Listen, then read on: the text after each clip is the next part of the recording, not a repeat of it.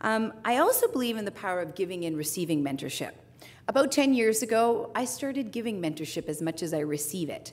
And I found it unbelievable in not only how I actually sit down and think of why and how the decisions that I have made and continue to make, but also I do believe that we have to give back and be involved in our community and in our industry to help those who are up and coming and help those around us who are looking for an ear to listen and a push in the right direction.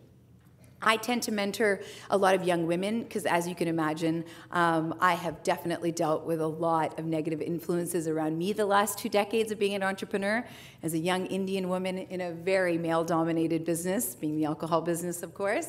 And so I really do help young women and try to help them break out of their box, break those glass ceilings, help them pursue their dreams and grow their businesses or whatever they're looking to find their passion in. And so I truly believe that all of us, that whether or not you've had some success or been in an industry for long enough, that true leaders don't create more followers.